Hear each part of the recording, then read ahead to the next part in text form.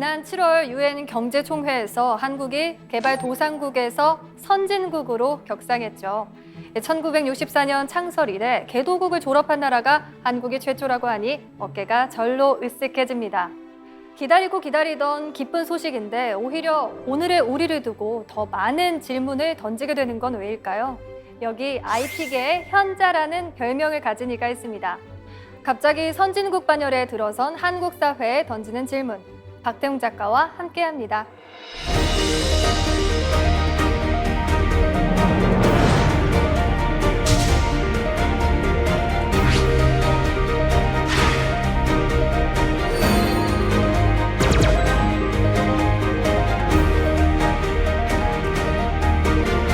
안녕하세요. 안녕하십니까.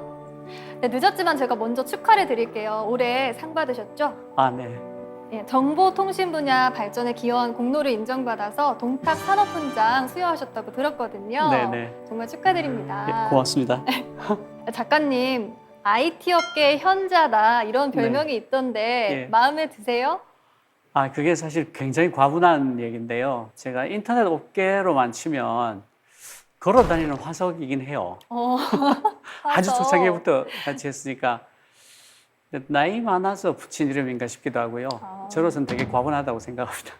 네, 오늘 강의는 우리가 선진국이 되었지만 그래도 직면한 문제에 대해서 좀 많은 생각을 해볼 수 있는 시간이 될 것 같아요. 오늘 네. 강연 잘 부탁드릴게요. 네, 최선을 다하겠습니다.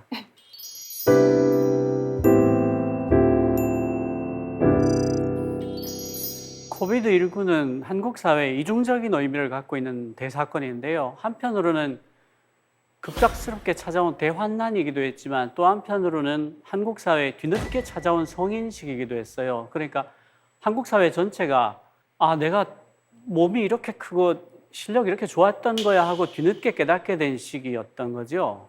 미국, 영국, 프랑스가 코비드19 사태를 맞아서 정말 너무도 맥없이 무너진 그 자리에서 한국이 뜻밖에도 K방역이라는 이름으로 엄청나게 잘 견디는 거예요. 그러니까 한국 사회 전체 감염자 수보다 영국의 사망자 수가 더 많을 정도였고요. 미국 같은 경우는 2차 대전에서 죽은 미군 수하고 베트남전에서 죽은 미군 수를 합한 것보다 더 많은 사람들이 죽었습니다.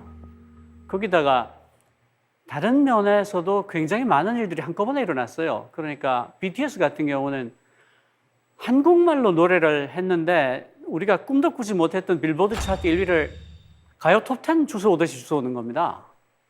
되게 이상하죠. 봉준호 감독이 굉장히 우연스럽게 아카데미상을 받은 줄 알았는데 윤여정 씨가 원래 또 받았어요. 거기다가 K배터리, K조선, K전기차 온갖 곳에서 세계 1위들이 막 나타나는 겁니다. 그게 되게 이상한 거죠. 이게 뭐지? 그 사람들이 그냥 막연히 막 좋아할 수만은 없었던 게 한편으로 되게 당혹스럽기도 했던 겁니다. 우리가 이런 상황인데 정말 선진국이 맞는 거야?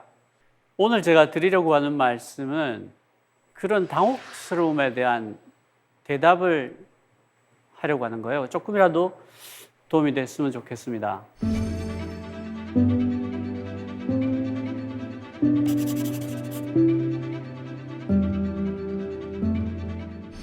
대한민국은 세계 최고의 후발 추격국이었어요. 그 한국 전쟁의 잿더미 위에서 미친 듯한 속도로 선진국들을 따라잡으면서 여기까지 왔죠. 문제는 너무나 빠른 속도로 왔기 때문에 어쩔 수 없이 놓치거나 빠뜨린 게 있다는 거예요. 일제시대와 한국전쟁 사이에 근대를 빠뜨려 버린 겁니다. 그러니까 미완성의 근대와 현대, 거기다가 포스트 모던까지를 세 개의 시대가 한꺼번에 중첩되어 있는 게 현대 한국 사회라고 볼 수 있는데, 그러니까 역사에서는 지름길은 있어도 건너뛰거나 빠뜨릴 수는 없다라는 말이 있습니다. 그러니까 한국 사회가 지금이라도 제대로 된 선진국이다라고 말을 하려면 이 놓치거나 빠뜨린 것을 채워야죠.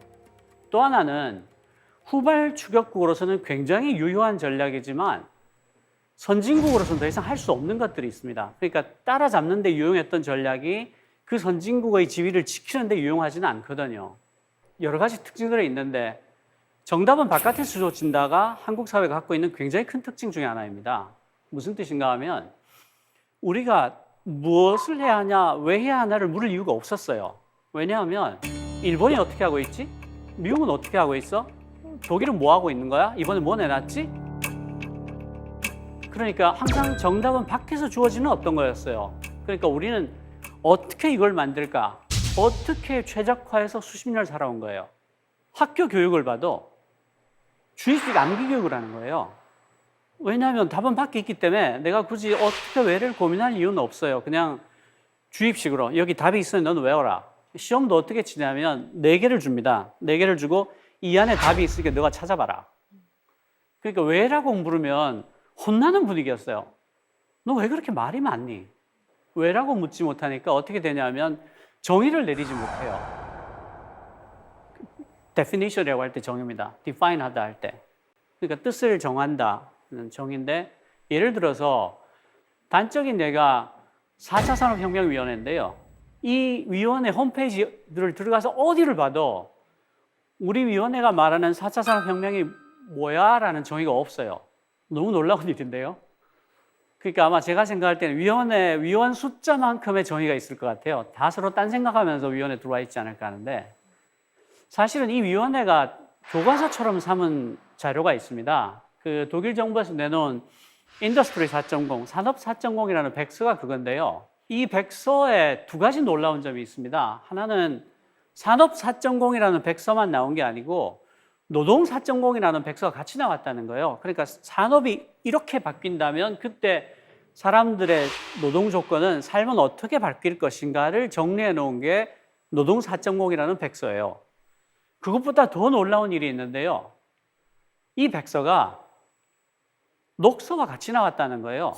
녹서가 뭐냐면 유럽연합이 가지고 있는 제도인데 사회적으로 함께 풀어야 될 어떤 질문들이 있을 때 그 질문들을 담은 자료예요. 그 자료를 이름을 녹서라고 하는데 그린북이죠. 얘를 독일 사회 전체에 뿌려요. 이 질문에 대한 답을 해주시오라고. 그러면 산업계, 노동계, 학계, 시민사회가 그걸 가지고 토론을 하는 거예요. 그 질문에 대한 답을 구합니다. 그 질문들이 굉장히 훌륭합니다. 철학적 깊이까지 갖고 있는데요. 그 중에 몇 가지 소개를 해드릴게요. 첫 번째, 디지털화에도 불구하고 미래에도 거의 모든 인간들이 직장을 가지게 될 것인가? 이 질문이 중요한 것은요. 인공지능과 로봇이 사람의 직장을 다 뺏어버릴 것이다 이런 게 있잖아요. 그래서 터미네이터가 미래에서 다시 올 거야 뭐 이런 말을 하기도 하잖아요. 그 질문인 거예요.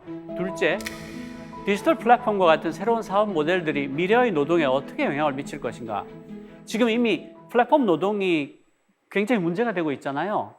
기업들은 어떤 보호도 제공하지 않는데, 그러니까 심지어 1년에 교통사고를 한 번 정도 겪을 확률이 그 플랫폼 노동자의 경우에 53%가 넘어요. 근데 직장에 속해 있는 게 아니니까 어떤 보상도 받지 못합니다. 대부분. 디지털 플랫폼과 같은 새로운 사업 모델들이 미래의 노동에 어떻게 영향을 미칠 것인가가 그 질문에 대한 답을 같이 구합시다라는 얘기죠. 셋째는 데이터의 축적과 사용이 점점 중요한 이슈가 되어가는 상황에서 노동자의 개인정보 보호는 어떻게 이루어질 수 있을 것인가. 네 번째, 미래의 세계에서 인간과 기계가 함께 협업하게 될 때 인간 노동을 보조하고 역량을 강화시키도록 하기 위해서 어떤 방식으로 기계를 활용해야 할 것인가. 이게 무슨 뜻인가 하면 인간 노동을 보조하고 역량을 강화시키도록 하는 방향으로 기계와 로봇을 만들지 않으면 얘들이 인간을 착취하고 지배하는 도구가 되지 않겠는가. 그렇다면 그렇게 되지 않게 방향을 잡아서 개발하려면 어떻게 해야 되느냐라는 질문이에요. 그러니까 이런 질문들을 독일 사회는 2년 동안 전체가 같이 묻고 대답한 거예요. 그런데 한국 사회가 어떻게 했냐면 이 앞에 공론화 과정에 2년을 다 빼먹고 마지막에 나온 백서만 갖고 온 거예요. 그리고는 4차 산업혁명이 다가오니까 정말 우리가 큰일 났어요. 빨리 합시다. 더 한심한 거는 그 위원회 홈페이지를 들어가서 아무리 봐도 4차 산업혁명은 이런 거야 라는 게 한 줄도 없다는 거예요.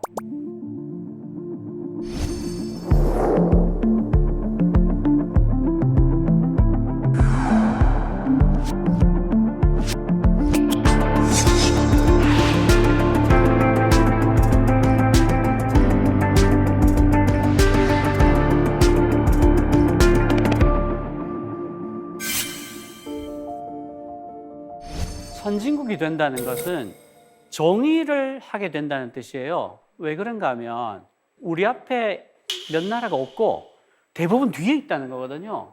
그게 무슨 뜻인가 하면 우리가 후발 추격국일 때는 앞에 늘 길이 있었어요. 미국이 간 길, 일본이 간 길, 독일이 간 길이 있어서 미친 듯이 그 길로 따라가면 그만이었어요. 그런데 선진국이 됐다는 얘기는 길이 끊기고 광야에 서게 됐다는 뜻이에요. 앞에 길이 없어요. 그러니까 선진국은 어디로 가지, 어떻게 가지, 왜 가지를 스스로에게 답을 하고 길을 만들면서 나가는 게 선진국이에요. 그렇게 하기 싫고 베끼고 싶으면 두 가지 방법이 있는데요. 하나는 그 자리에 서는 거예요. 그래서 다른 나라들이 내 앞으로 제끼고 나가서 쭉쭉쭉 나가서 내가 다시 20몇 등, 30몇 등 되면 좋아요. 길이 또 생겼으니까 따라가면 돼. 근데 그럴 수는 없잖아요. 그렇다면 선진국은 정의하는 사회다. 그러니까 정의하는 사회다가 무슨 뜻인가 하면 해답보다 질문이 더 중요하다는 뜻이에요. 아인슈타인이 이렇게 말했어요. 나한테 세계를 구할 1시간이 주어진다면 55분은 그 문제를 정의하고 나머지 5분 동안 그 문제를 풀 것이다. 그러니까 해답보다 질문이 더 중요하다는 걸 깨달을 때 우리가 선진국이 될 수 있는 거예요. 두 번째로 드리고 싶은 말은 지표를 바꿔야 한다는 거예요. 우리가 어린애들이 있는 집에 가보면 그 문틀에 가로로 줄이 이렇게 쭉 많이 꺼져 있어요. 3살 때, 4살 때, 유치원 때, 2학년 때, 3학년 때 이렇게 있죠. 그런데 31살 때, 32살 때, 33살 때 이런 거 보셨어요? 못 봤죠? 그게 무슨 뜻인가 하면 한국 사회가 이미 선진국이 돼버렸기 때문에 GDP만 가지고 이 사회가 얼마나 성장하고 있는가, 건강한가를 물으면 안 된다는 거죠. 그러니까 나이가 30이 넘으면 몸집만 불려서는 안 되는 거예요. 30이 넘으면 어떤 걸 하냐면 혈압을 재고 혈당을 재고 허리 둘레를 재죠. 그것과 똑같은 게 이런 거예요. 리처드 윌킨슨 교수의 연구인데요. 수감률, 비만, 정신병, 중독 이런 사회적 지표들을 GDP하고 비교해 보면 상관관계가 없는 걸로 나와요. 부자 나라인데도 비만율이 높고 수감률도 높고 덜 부자 나라지만 지표가 좋기도 하고 기대 수명, 수학률, 문해력, 영아 사망률, 살인율, 수감률, 미성년자 출산율, 사회적 신뢰, 비만율, 정신병, 사회적 유동성 같은 사회 후생 지표들을 빈부격차하고 비교하면 이렇게 Y는 X와 같은 놀라운 상관관계가 나온다는 거예요. 그러니까 미국이 굉장히 잘 사는 나라지만 보건후생 지표로 보면 가장 나쁜 나라에 있는 거죠. 이 지표를 보면 미국, 영국, 프랑스가 왜 코로나 때 그렇게 맥없이 무너졌지라는 게 증명이 돼요. 알고 봤더니 미국, 영국, 프랑스가 하나의 나라가 아니었던 거예요. 양극화된 두 개의 나라였던 거죠. 그러니까 못 막은 거예요, 코로나를. 그리고 2014년에 OECD에서 불평등과 성장이라는 이름의 리포트를 내면서 낙수 효과는 거짓말이다라고 밝힙니다. OECD 회원국의 1985년부터 2005년까지의 지니 계수라는 게 이제 소득 분배가 얼마나 불평등한가를 나타내는 수치인데 0은 완전 평등, 1은 완전 불평등이에요. 그러니까 0에 가까울수록 평등하겠죠. 이 지니 계수하고 1990년부터 2010년까지의 누적 성장률을 분석 툴로 사용해서 분석을 했어요. 그랬더니 지니 계수가 0.03포인트가 악화되면 경제 성장률이 무려 0.35%포인트씩 떨어졌다는 게 확인이 된 거예요. 그러니까 OECD는 낙수 효과가 아니라 불평등 해소가 성장의 지름길이라는 사실이 명백해졌다. 불평등을 빨리 해소하는 국가가 빨리 성장할 거다라고 밝혀요. IMF도 그에 같은 해 리포트를 내놓습니다. OECD 리포트를 보면 소득 불평등 확대가 단일 변수로는 성장에 가장 큰 부정적 영향을 미친다 그랬고요. IMF는 재분배 정책이 더 높은 성장과 더 긴 성장 지속력을 가져오더라라고 리포트를 내요. 빈곤 탈출률이라는 지표가 있어요. 이게 뭔가 하면 정부의 조세 재정 정책이 가난했던 사람들을 빈곤에서 얼마나 탈출하게 도와줬느냐라는 정책 효과를 묻는 지표예요. OECD 평균이 64.1%인데 대한민국이 19.5%밖에 안 됩니다. 그러니까 한국의 조세 재정 정책은 거의 제 기능을 하지 못했다. 기획재정부가 가난한 사람들이 빈곤을 탈출하게 하는 데는 거의 아무런 기여를 하지 않고 있다. 멕시코, 칠레보다도 못해요. 이건 2012년 기준인데요. 이 데이터 찾기가 되게 힘들어요. 빈곤 탈출률을 안 내놔요. 2016년도 걸로 해도 24.7%밖에 안 됩니다. 특히 노년층의 빈곤 격차가 아주 큰데요. 60세 이상을 보면 OECD 평균이 80.8%입니다. 왜 이게 중요하냐면 노인들은 경제 능력이 없어지는 나이가 되잖아요. 그래서 다른 연령대보다 60세 이상이 되면 OECD 평균이 80.8%로 올라갑니다. 한국이 24.1%예요. 이게 어떤 결과로 이어지냐면요. 한국의 그 자살률이 10만 명당 29.1명으로 OECD에서 가장 높습니다. 1등인데요. 노인 자살률로 보면 80세 이상은 노인 자살률이 2.5배로 올라갑니다. 그러니까 한국은 자살률이 높은 나라라기보다는 노인 자살률이 높은 나라예요. 우리가 GDP 이렇게 큰 선진국이 됐는데도 계속 GDP만 들여다보고 있으면 소득 개선을 어떻게 하고 있는지, 빈곤 탈출을 어떻게 하고 있는지를 아무리 GDP를 들여다봐도 나오지 않아요. 그러니까 이 정도 큰 선진국이 됐으면 지표를 바꿔야 되는 거죠. 근데 지금도 한국 정부가 실질 GDP가 일본을 넘어섰는데도 불구하고 GDP 하나만 가지고 얘기를 합니다. 이건 정말 30 넘은 사람이 아침 저녁으로 키를 재면서 왜 내가 키가 크지 않지 이렇게 말하고 있는 거하고 똑같은 거예요. 제정신이 아닌 거죠. 세 번째 드릴 말씀은 교육입니다. 전인교육. 전인교육이라고 하면 지덕체를 고루고루 성장을 시킨다. 성장시키는 걸 돕는다라는 게 전인교육이겠죠. 그럼 한국이 실제로 지덕체를 어떻게 가르치고 있나를 짚어보고 싶어요. 지에서 보면 한국이 그 문맹률이 굉장히 낮은 걸로 사람들이 알고 있는데 실질 문맹률, 그러니까 독해율을 보면요. 대한민국의 성인의 실질 문맹률이 세계 최고입니다. 이게 그 OECD에서 2013년도에 세계 22개국에서 15만 명 이상을 방문 면접 조사에서 나온 결과인데요. 이게 다른 나라하고 굉장히 다른 점이 있어요.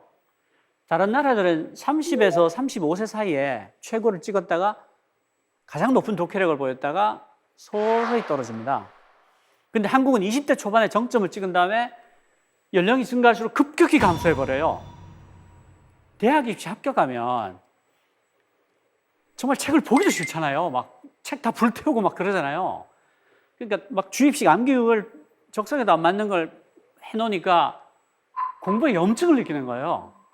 OECD에서도 국제학업 성취도라고 해서 피사라는 조사가 있어요. 거기에서 디지털 세상에서의 문해력 개발에 관한 리포트를 냅니다. 그러니까 21세기의 문해력은 지식을 스스로 구축하고 검증하는 능력이라는 거예요. 그래서 조사를 했는데 한국이 피싱 메일 여부 식별을 통해 정보 신뢰성을 평가하는 테스트에서 최하위를 받았어요. 그리고 주어진 문장에서 사실과 의견을 식별하는 능력도 최하위예요. 그리고 정보가 주관적이거나 편향적인지를 식별하는 방법에 관해서 교육을 받은 적이 있어요? 라는 질문에 대해서 답도 평균 이하였어요. 그러니까 한국이 왜 이렇게 가짜 뉴스가 많은가? 왜 이렇게 피싱 메일에 당하는 피해자가 많은가를 보여주는 근거가 이거예요. 가르친 적이 없으니까, 배운 적이 없으니까. 정보가 주관적이나 편향적인지를 식별하는 방법에 관한 교육을 받은 적이 없어요. 왜냐하면 이거는 암기도 아니고 주입을 못 하잖아요. 그러니까 지독체 중에서 지는 이렇게 굉장히 심각한 구멍이 나 있는 거예요. 덕을 볼까요? 현대사회에서 덕이란 게 뭘까요? 현대사회에서 덕이란 거는 한 사회에서 구성원들이 서로를 괴롭히지 않고 잘 지내고 어떤 문제들이 있을 때 토론으로 해결할 수 있는 능력을 말하는 걸 거예요. 2차 대전 후에 독일 사회가 굉장히 충격적인 질문을 받아들어요. 어떤 질문인가 하면 독일 사회에서 히틀러 같은 악마가 다시 태어나지 않게 하기 위해서 어떻게 해야 돼? 라는 질문이었어요. 왜 그 질문이 심각했는가 하면 히틀러는 대단히 정상적인 선거를 통해서 집권을 했고요. 또 정상적인 선거를 통해서 총통이 됐어요. 그러고 나서 사람을 그렇게 죽여버린 겁니다. 강제수용소에 넣고 사람을 죽여서 비누를 만들고 그런 짓을 해버린 거죠. 그러니까 독일 사회의 입장에서는 우리가 어느 나라 부럽지 않은 놀라운 민주적인 제도와 시스템을 갖췄는데도 불구하고 히틀러 같은 어마어마한 악마가 태어났다. 그 얘기는 우리가 이 제도를 다시 구성하고 있어도 언제든지 그런 악마가 또 나올 수 있는 거 아니야? 라는 질문인 거예요. 굉장히 끔찍하잖아요. 그래서 독일이 진보 보수를 따지지 않고 전부 보이테르스바흐라는 작은 도시에 모입니다. 거기서 토론을 해요. 우리가 어떻게 하면 그런 악마가 다시 나오게 하지 않을 수 있지? 라고 토론을 합니다. 그렇게 해서 거기서 합의를 3가지를 합의하는데 그게 보이테르스바흐 협약이에요. 그 전체적인 정신은 뭐냐면 우리가 스스로 분별력을 갖고 있고 깨어있는 민주적인 시민을 걸러내지 못한다면 제도만 가지고는 안 된다. 그건 껍데기다. 라는 걸 알게 된 거예요. 그래서 여기 그 정치 교과의 목표가 굉장히 근사한데요. 그거를 보시면 자기 자신의 권리를 알고 가능하면 자기의 이해를 연대적으로 타협할 자세를 갖춘 채 주장할 수 있을 뿐 아니라 사회의 이해와 손해를 본 사람의 이해도 고려하고 때에 따라서는 우선권을 주기도 할 줄 아는 능력과 그것에 필요한 자세를 가르치는 거예요. 이게 정치 교과의 목표입니다. 그리고 갈등의 사회적 기능을 인식하는 능력과 적합한 사상을 선택함으로써 갈등의 해결에 참여하려는 자세. 그러니까 사실은 갈등은 반드시 있어야 돼요. 왜 갈등이 있어야 되냐면 갈등이 나타나지 않으면 어떤 문제가 있는지를 인식할 방법이 없어요. 그래서 초반에 인식했으면 쉽게 막을 걸 인식하지 못한 채로 여기까지 오면 어마어마한 비용을 내야 되는 그런 결과가 나오잖아요. 그러니까 갈등의 사회적 기능을 인식하는 능력. 그러니까 왜 갈등을 하는 거야 하고 막 사이좋게 지내라고 하는 게 능사가 아니라는 거죠. 그리고 다양한 사회 집단에 소속되어 함께 일하면서 어려움을 견뎌내고 자기 발전의 기회를 활용하며 관용을 베풀 수 있는 능력과 그것에 필요한 자세. 이 3가지를 가르칩니다. 독일 학생들은 초등학교 5학년 때부터 고등학교 졸업할 때까지 이걸 계속 배워요. 근데 우리는 암기에다 주입식이니까 갈등을 푸는 방법을 배운 적이 있으세요? 협상하거나 토론한 적이 없잖아요. 그래 놓고는 왜 우리나라 국회는 동물 국회인가 맨날 싸우느냐 이런단 말이에요. 그런데 한 번도 배운 적도 없고 본 적도 없는 걸 어떻게 해요? 안 가르쳐 놓고 맨날 시험 쳐서 저 사람을 누르고 네가 올라가라. 어쨌든 네가 싸워서 이기고 올라가야 된다만 가르쳤잖아요. 그러니까 지 덕에서 덕도 사실은 우리가 가르친 적이 없다. 채로 가볼까요?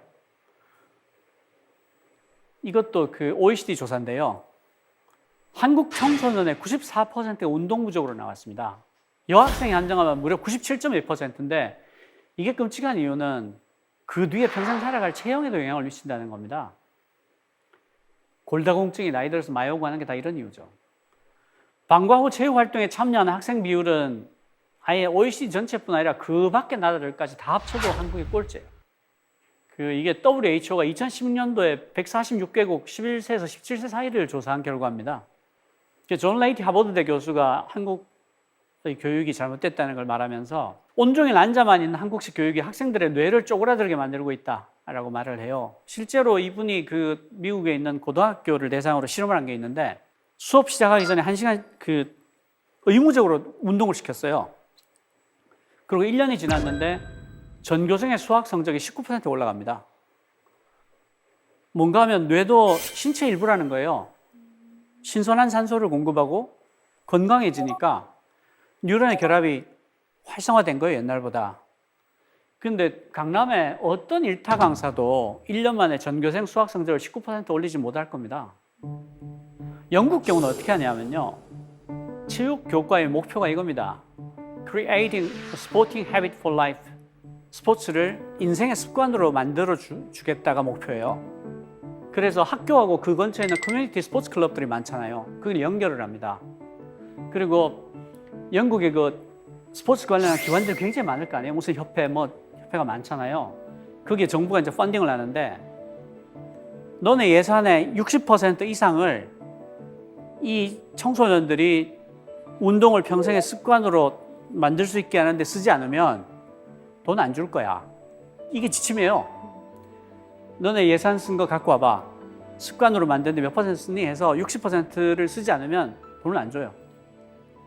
그러니까 한국의 교육이라는 게 전인 교육을 표방하고 있을 거예요. 우리가 뭐 입시 지옥을 만들겠다 이러진 않을 거 아닙니까? 그런데 전인 교육이라는 게 지덕체인데 지도, 덕도, 체도 다 이렇게 하고 있으면 이걸 선진국이라고 할 수가 있나요? 직사각형 이런 교실에서 전체를 바라보는 사람은 딱 한 명만 있어요. 이 사람이 정답을 다 갖고 있는 겁니다. 정답을 전달해요. 내가 주입을 할 테니 너는 외워라. 이게 어떤 교육인가 하면 표준화, 규격화, 대량 생산이라는 산업사회에 딱 들어맞는 재료들을 가공해서 내보내는 형태인 거예요. 근데 문제는 사회가 더 이상 산업사회가 아니라는 거죠. 4차 산업혁명 쪽으로 가고 있지 않습니까? 그러니까 오직 불확정성만이 유일하게 확정된 것이다라는 시대로 가서 구글이나 넷플릭스나 페이스북조차도 앞으로 2년 뒤에 뭐가 될지를 알 수 없다라고 해요. 알 수 없기 때문에 우리는 아주 열심히 실험을 하고 탐색을 할 수밖에 없다라고 얘기를 하거든요. 근데 왜 우리는 정답을 집어넣어요? 아무도 모르는데.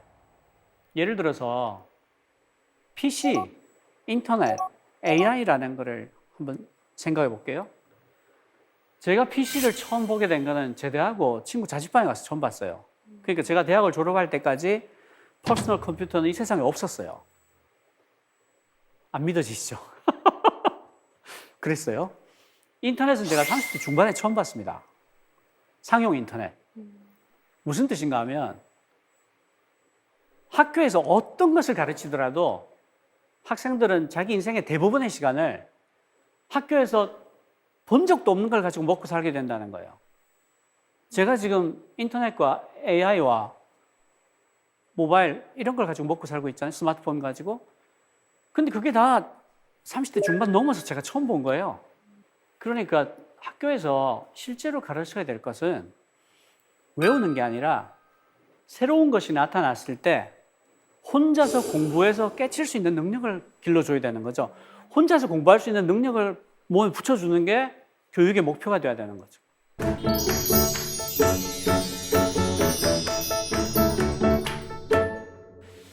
근데 이게 그러면 교육의 잘못인가?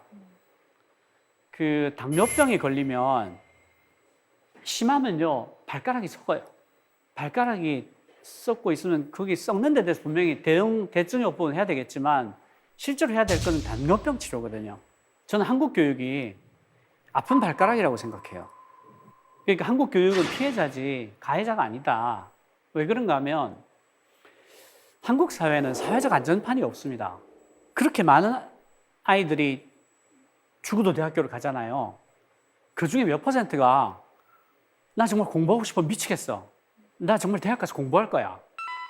몇 퍼센트쯤이 그럴 것 같아요? 얼마 안 될 것 같은데요. 저는 거의 없을 거라고 생각하는데.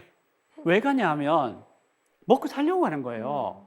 그러니까 입시 제도 자체를 어떻게 바꾸더라도 사실은 거기서 출발해서 12시까지 여기 도착하지 못하면 다 자를 거야 라고 한다면 12시까지 여기 오는 방식을 어떤 방식으로 하든지 간에 여기 도착하지 못하면 죽는 건 똑같잖아요. 입시 제도를 아무리 바꿔봐도 소용이 없는 거예요. 그러니까 실제로 해야 될 건 뭐냐면 사회적 안전판을 만들어서 낙오해도 죽지 않게 실패해도 다시 일어설 수 있게 해줘야 되는 거예요. 끝으로 제가 한국 사회 고장난 인센티브 시스템에 대해서 말씀을 드리겠습니다. 말과 행동이 다를 때가 있죠. 그러니까 이런 거요. 사장님이 직원들을 회식을 데리고 가서 자, 지금부터 불만이 있으면 허심탄회하게 얘기해 라고 한단 말이에요. 그러면 허심탄회하게 얘기합니까? 절대 안 하죠. 그러니까 그 사람이 평소에 굉장히 허심탄회한 사람이었으면 그러니까 성과를 내면 상을 주고 게으르거나 일을 잘못하면 벌을 주는 사람이었으면 사실 술자리 안 가도 허심탄회하게 얘기했을 거예요. 그리고 뭐 임금이 나는 공자 맹자의 성인의 도를 너무 좋아해서 아침 저녁으로 책을 읽는다 라고 한들 막 간신배들을 좋아하고 아부해야 좋아하고 뭐 직원을 하면 막 얼굴이 붉어지고 막 귀향을 보내고 그러면 그 궁정이 어떻게 되겠어요? 몇 년만 지나면 간신으로 가득 찰 거란 말이에요. 그렇겠죠. 왜냐하면 충원을 하던 사람들은 죽기 싫어서 도망을 갔거나 아니면 충원을 한 끝에 귀향을 가 있거나 아니면 죽었겠죠. 그러니까 무슨 뜻인가 하면 한 사회의 미래가 어떻게 될 거냐, 이 구조가, 조직이 어떻게 형성이 될 거냐를 보고 싶으면 말이 아니라 행동을 보라는 거예요. 상벌 구조가 실제로 어떻게 돼 있는가. 그러니까 이제 한국 사회의 상벌 구조가 지금 어떻게 돼 있는가를 보면 아, 몇 년 뒤에 한국 사회 이렇게 되겠구나를 짐작할 수 있잖아요. 그 중에서 이제 틀린, 잘못된 인센티브에 대해서 하나씩 말씀을 드리려고 하는데요. 그 더 많이 떼먹어라라는 인센티브가 있어요. 2011년부터 2013년도까지 경제사범 재판 통계를 보면요.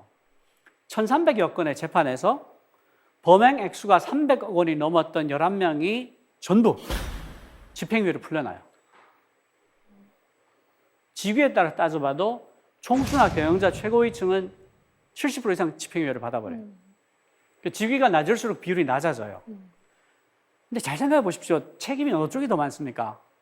직위가 높아야 많잖아요. 그렇죠. 그러니까 이 인센티브 시스템이 주는 메시지는 아주 명백해요. 떼어 먹으려면 300억 이상 떼어 먹어라. 그러니까 이런 인센티브 시스템에서는 제일 억울한 게 250억 좀 떼먹은 사람. 50억만 더 떼먹었으면 집행유예로 나오는데. 이거 워낙 명백한 메시지죠. 너 300억 이상 떼먹으면 내가 100% 집행유예 보장할게. 그리고 더 많이 죽여라라는 인센티브도 있어요. 한국 사회 산재 사망률이 OECD 1위인데요. 1위도 여러 차례 했고 5위권 밖으로 밀려난 적이 없어요. 근데 정말 지금 공식 통계로 우리가 이탈리아를 제끼고 G7이 됐거든요. GDP로만 보면. 그런 나라에서 산재 사망률이 OECD 1등이다. 정말 부끄러운 일인데요. 고용노동부가 2013년도부터 2017년까지 산재 상해 사망 사건의 형량을 분석했어요. 그랬더니 자연인 피고인 2,932명 중에서 징역이나 금고형을 받은 피고인이 86명밖에 안 돼요. 전체 3%가 안 됩니다. 절대 다수가 집행유예가 아니면 벌금형을 받는데요. 이게 너무 한심한 게 벌금을 얼마 받았냐 그러면 평균액이 자연인은 420만 원, 법인은 448만 원밖에 안 받았어요. 거기다가 이게 가중처벌이 안 돼요. 그러니까 한 사업장에서 몇 명이 죽어도 계속 벌금이 420만 원인 거예요. 오스트레일리아 같은 경우는요. 노동자가 사망하면 고용주한테 최대 징역 25년형, 법인은 최대 60억 벌금을 매겨요. 영국은 더한데요. 영국은 이 산업안전법 이름 자체가 기업살인법입니다. 여기는 원하청을 구분하지 않아요. 이거는 하청업자한테 맡기니라 나는 몰라 이렇게 안 해요. 안 돼, 네가 시켰잖아. 그래서 안전조치가 미흡해서 사망사고가 발생할 경우에 기업살인법으로요. 매출액의 2.5에서 10%를 벌금으로 때립니다. 그러니까 매출액이 1,000억이면 최고 100억까지 벌금만. 위반 정도가 심하면 아예 상한이 없는 징벌적 벌금을 올려요. 너는 충분히 막을 수 있었는데 왜 안 했니? 라고 확인이 되면 상한이 없는 벌금을 물려버려요. 거기다가 국적하고 무관해요. 영국에서 활동하는 모든 법인과 기업에게 적용이 됩니다. 그러니까 이 메시지가 주는 거는 명백하죠. 산업재해를 막기 위해서 안전장치를 설치하고 감독을 고용하고 하려면 돈이 더 들어요. 그러니까 이 메시지가 주는 거는 그렇게 돈 쓰지 마. 그냥 네가 사람을 혹시 죽이게 돼도 420만 원으로 맞게 해줄게 라는 메시지를 주는 거예요. 아무리 뭐 입으로 좋은 얘기를 해도 소용이 없어요. 실제 행동을 그렇게 하고 있으니까.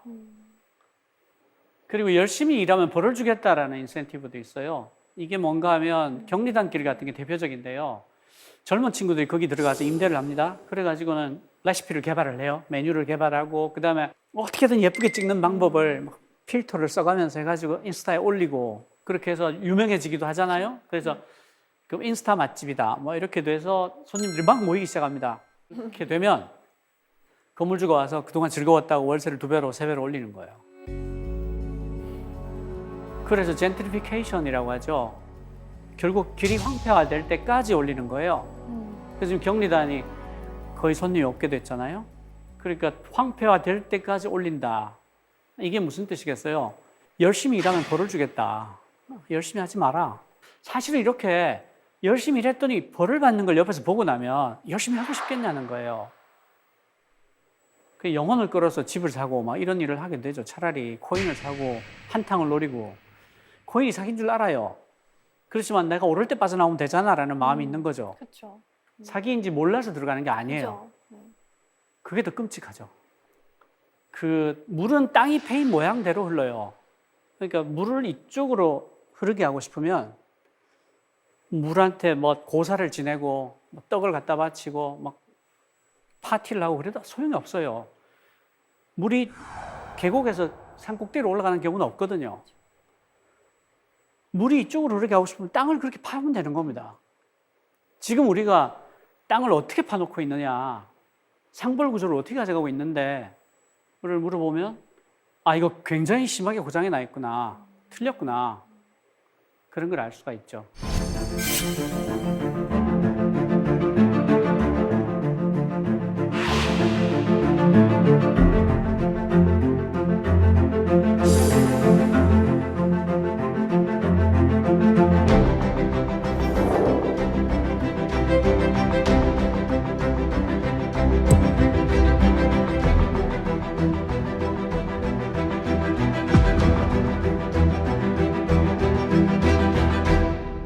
제가 그 말씀드리고 싶었던 것은 우리가 느닷없이 선진국이 됐어요. 정말 한국 전쟁의 폐허 위에서 미친 듯한 속도로 달려서 여기까지 왔는데 사실은 제가 생각할 때는 이게 단군 이래 이만큼 높은 곳까지 올라와 본 적이 있었던가 하는 생각이 들어요. 진심으로. 너무너무 귀하게 얻은 기회이기 때문에 이때 우리가 미처 챙기지 못했던 빠뜨렸던 것들, 미성숙의 근대에서 빠뜨렸던 숙제들을 하나씩 채워 넣고 선진국에 적합한 태도와 자세로 전환하고 그렇게 가면 사실 우리나라가요, 그 전 세계 현대 사회에서 아주 드물게 공동의 승리 경험을 갖고 있는 거의 유일한, 현대에서는 거의 유일한 사회예요. 그러니까 이를테면 IMF 외환위기가 왔을 때 그냥 돌반 다 내놔가지고 이겨버리잖아요. 그리고 또 6.29 뭐 이런 거 해가지고 직선제를 쟁취하고 코로나 왔을 때도 마스크 다 쓰고. 그러니까 한국 사회는 그 위닝 스피릿이라는 게 있어요. 이겨본 경험이 있기 때문에 전 사회적인 어떤 도전이 왔을 때 다른 나라하고 다르게 한국 사회는 지겠다는 생각은 하지 않아요. 야, 이게 얼마나 갈까? 야, 이게 좀 오래 걸리겠는데? 이렇게 생각하지 망했다라고 생각하지 않습니다. 왜냐하면 저본 적이 없으니까. 그러니까 제가 정말 전달하고 싶은 메시지는 우리가 한국 사회 전체가 하나가 돼서 이겨본 경험이 여러 번 있으니까 지금 이렇게 느닷없이 선진국이 됐을 때 빠뜨렸던 과제들을 챙기고 맞지 않게 된 전략을 수정을 해서 선진국에 걸맞게 간다면 여기 계속 머무를 수 있다. 계속 머물자. 그래서 사람들이 잘 살게 된, 행복하게 살게 되는 그런 사회를 만들자. 그런 말씀을 드리고 싶었어요. 그러니까 지금은 선진국이 된 건 사실이지만 이대로 가서는 맹렬하게 올라온 그 속도 그대로 떨어질 수밖에 없다. 그러니까 기가 막히게 빨리 올라왔지만 그만큼 빨리 떨어질 수도 있다. 사실은 위기일 수 있다. 그렇지만 너무 좋은 기회니까 어떻게든 이걸 한번 살려보자. 그런 얘기를 말씀을 드리고 싶었어요. 이것으로 마치겠습니다. 고맙습니다.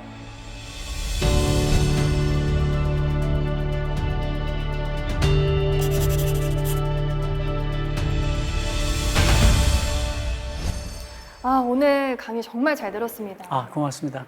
네, 저는 이 선진국 반열에 올랐다고 해서 사실 좋아하는 그런 감정만 있었는데 이제는 그동안 챙기지 못했던 것들을 챙겨야 할 부분이 많겠구나. 우리 사회가 오히려 지금부터 직면할 문제가 많겠구나 하는 생각이 들었어요. 네. 네, 오늘 우리 작가님의 강연이 느닷없이 선진국이 되어버린 우리나라의 어찌 보면 사회 경제적인 전반적인 그런 문제에 대한 조언이자 제언이잖아요. 네네. 그런 문제들에 대한 조언, 제언 어떻게 이제 모으시게 되었는지 저는 좀 궁금하거든요.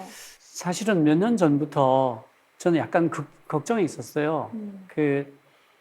야, 이대로 가면 중진국 함정에 빠질 것 같은데, 코비드19 사태를 맞아서 한국 사회 전체가 같이 공통의 경험을 하게 되는 소중한 시기가 됐던 거예요. 그렇죠.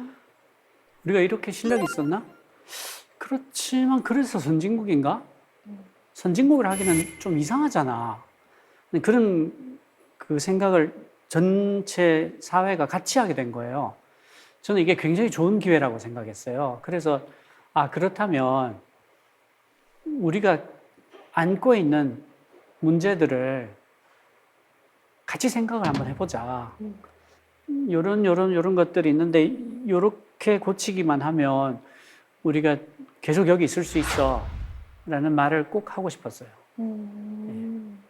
아까 강연에서 이 선진국이라면 마땅히 갖춰야 할 것들이 종류가 조금 있었잖아요. 네. 뭐 경제적인 소득 재분배 문제도 그랬고 교육도 있었고. 근데 그렇다면 가장 시급한 문제, 가장 중요한 문제 어떤 거라고 생각을 하세요? 저는 하나만 고르라고 하면 사회적 안전판을 고르고 싶어요. 지금 보면 OECD가 그 복지 쪽에 쓰는 예산이 21%가 좀 되거든요. 한국이 12%밖에 안 돼요. 그러니까 그런 게 그 노인 자살률을 높인다거나 끔찍한 입시 지옥을 만든다거나 그리고 실제로 보면 그 사람들의 어떤 스트레스 지수, 긴장도 지수가 이게 세계 최고 수준이거든요. 그러니까 굉장히 빡빡한 그 긴장이 유지되는 과도 경쟁 사회가 한국 사회예요. 근데 이게 전부 다 제가 생각할 때는 밑이 없는 떨어지면 끝이야라는 예를 들면 그 제가 어릴 때 듣고 굉장히 그 놀랬던 일이 있는데 프랑스 같은 경우에 그게 제가 아주 어릴 때입니다. 프랑스 같은 경우에 저금을 하는 이유가 바캉스를 가기 위해서 한다는 거예요. 나이 들면 어떡하는데? 연금 나오잖아. 그러니까 나이가 들었을 때 굶어 죽지 않는다는 확신을 주는 사회하고 그 폐지를 줄 수 있을 정도의 체력이 없어지면 너 죽어야 돼 하는 사회하고 그 사회적 긴장도와 사회적 그 스트레스의 지수와 그걸로 빚어지는 갈등 그러니까 죽기 살기로 뭘 해야 되는 일들이 있을 수밖에 없잖아요. 그런데 우리 정도의 그 볼륨이 올라오면 사회적 안전판을 만들 수 있어요. 그 북유럽이나 프랑스나 영국이나 다 우리보다 GDP가 훨씬 적을 때부터 사회 안전판을 만들어 왔어요. 그러니까 저는 그런 점에서 사회적 대타협을 할 때다. 이제 그 전체 시민사회와 산업계와 노동계와 정치가 모여서 사회적 안전판을 만들자라고 합의를 할 때다. 그렇게 해야지 이 과도한 스트레스의 사회, 자살률이 1위고 아무도 애를 낳지 않으려고 하고 그런 것들이 다 저는 여기서 비롯됐다고 생각을 하고요. 그러니까 입시 지옥이라는 것도 여기서 나왔다고 생각을 하고요. 그래서 하나만 고칠 수 있게 한다라고 하면 적어도 OECD 평균 이상으로는 이 예산을 써서 사회적 안전판을 만들자. 그 말씀을 드리고 싶어요. 네, 그게 정말 저한테도 와닿는 말이거든요. 예전에는 너 공부 안 하면은 나중에 박스 주워야 돼. 뭐 이런 말 그렇죠. 어르신들이 많이 하셨었잖아요. 근데 사실 저는 그런 게 그렇게 와닿았던 적은 없는데 현실에서 이제 제가 나이를 먹고 살다 보니까 정말 지금은 내가 이렇게 평탄하게 갈고 있을지라도 순간 잘못해서 뭔가를 못하게 되고 멈추게 되면 이것은 이렇게 떨어지는 게 아니라 순식간에 나락으로 떨어질 수도 있겠다. 그런 생각을 정말 많이 했어요. 근데 또 이 제도를 개선하기 위해서는 사실 많은 이해관계들과 충돌이 불가피할 것 같기도 하고. 맞습니다. 네, 그걸 조율하는 과정이 힘들 것 같기도 한데 그런 부분에 대해서는 어떻게 생각을 하세요? 저는 그래서 그 정치의 역할이 굉장히 중요하다고 생각하고요. 그런 점에서 시민사회가 정치가들한테 요구를 해야 된다고 생각해요. 그러니까 그 대선 주자들이 어떤 공약을 내놓지 하고 비교만 하고 말잖아요. 네. 저는 그 접근이 옳지 않다. 음. 그게 아니라 시민들이 지금 2021년도에 대한민국이 갖고 있는 문제가 뭔데를 먼저 정리를 해서 답을 요구하는 게 왜냐하면 계속 이렇게 보고 있단 말이죠. 대선 주자들이 어떤 공약을 내놓냐라고 보고 이 사람들이 주는 것 중에서 고르게 되면 그렇죠. 선택지가 굉장히 좁아져요. 그러니까 그럴 필요가 뭐가 있냐는 거예요. 내가 뽑는데 우리가 먼저 야 우리는 정말 이건 해야 되겠어. 이것도 해야 되고 이것도 해야 되는데 이런 문제도 있잖아. 당신이 대통령이 된다면 이거 어떻게 풀 건데? 그리고 심지어 대선은 아직 한 5, 6개월 남았어요. 그러면 대통령 되면 하겠다고 하지 말고 양당이 국회의원이 굉장히 많지 않습니까? 그렇죠? 지금 할 수 있는 일도 있을 거 아니에요? 그러면 대선 전에 그 당의 대표로서 대선 주자로서 당의 국회의원들과 함께 지금 바꿔! 라고 요구할 수도 있죠. 그러니까 그런 식으로 접근을 바꿀 때가 됐다. 그러니까 작가님 말씀은 우리가 그냥 공약, 정치인들이 하는 공약을 이 중에서 고를 것이 아니라 시민들이 제안을 하고 문제 제기를 하는 능동적인 참여를 해야 한다. 그렇죠. 그런 말씀이신 거죠? 이걸 해결해라. 라고 먼저 말할 수 있다는 거예요. 왜냐하면 내가 뽑을 거니까. 네. 네, 오늘 강연에서 이 해답보다 중요한 게 질문이라고 하셨잖아요. 그래서 우리가 이제 좋은 질문을 하기 위해서는 항상 촉각을 곤두세우고 있어야겠다. 이런 생각이 들었습니다. 오늘 좋은 강연 감사합니다. 고맙습니다.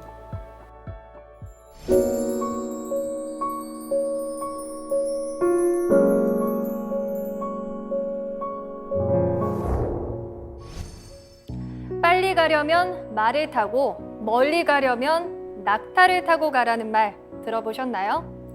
말을 탄 사람은 속도와 경쟁을 하지만 이 낙타를 탄 사람은 줄기차게 걸어야 합니다. 때로는 길 위에서 결정을 해야 하는 순간을 맞닥뜨리기도 하죠. 홀로 빨리 갈 것인지, 속도는 더디지만 같이 갈 것인지 말입니다. 시간이 없다고 빨리 가야 한다고 재촉하는 지금이 어쩌면 더 많은 생각들을 모으고 함께 가야 하는 시간이 아닐까 생각하게 됩니다.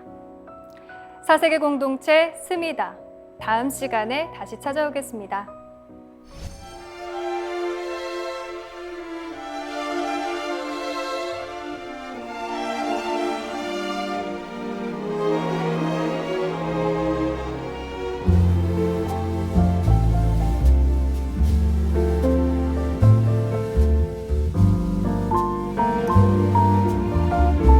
What a difference a day made. 24 little hours brought the sun